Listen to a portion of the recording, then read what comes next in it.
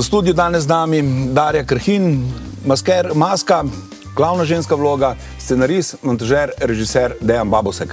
Zelo preprosto, kratko vprašanje. Videli smo dokumentarc, igrani dokumentarec, film je ganljiv, hočeš, nočeš, zajočeš, zgodovinska dejstva predstavljena na zelo profesorski način, zelo upovedena in potem tudi odigrana. Preprosto vprašanje, zakaj je ta film potrebno videti? Zdaj se nahajamo v časih ponovnega vzpona, bi lahko rekli, nacističnih, fašističnih ideologij povsod po svetu.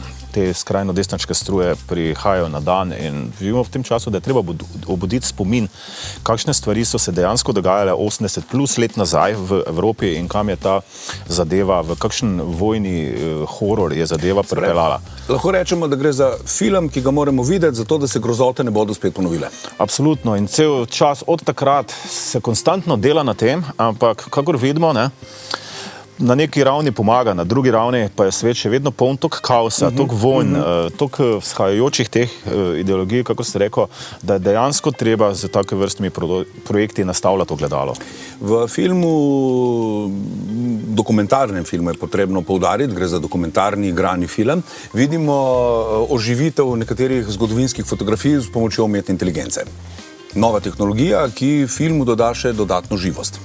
Ja, absolutno. Tehnologija se je razvila že do te mere, da jo lahko zdaj že v praktičnih projektih zelo funkcionalno uporabiš in pripravljajo tega, da ti dejansko statično fotografijo spremeniš v par sekundni video in s tem naredi pač eno drugo moč življenja tej podobi.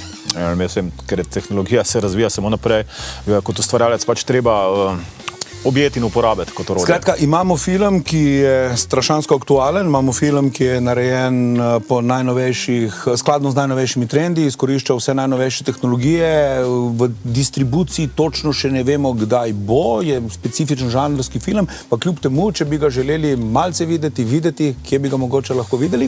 Pa stvari so zdaj, kar se tiče same distribucije, potencialne kinodistribucije, so še v dogovorih, ker je bil film delan bolj kot televizijski format, tako da ga bomo definitivno srečali na televiziji, težko pa zdaj v tem trenutku še reči točno, kje pa kdaj pa koliko. Tako da, spoštovane gledalke, gledalci, če želite ali pa če ne želite zajokati med ogledom določenih kadrov, določenih montaž, bodite pozorni, zato da film ne bo šel mimo vas na sporedih. Dobršen del zaslug za izjemno čustveno doživetje tega zgodovinskega dogodka zadnjih bojev na Slovenskem po kapitulaciji Rajha gre tudi Maski in igralki.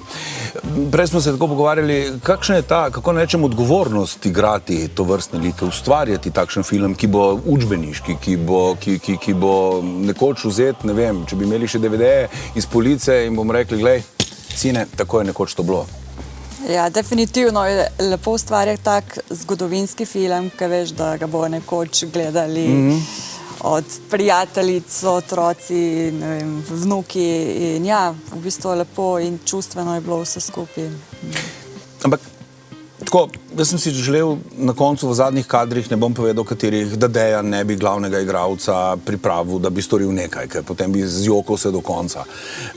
Maska je izjemno živa, imamo kaplje krvi, ki tako redko jih vidimo tako žive. Kakšen poseben pristop, kakšna posebna tehnika?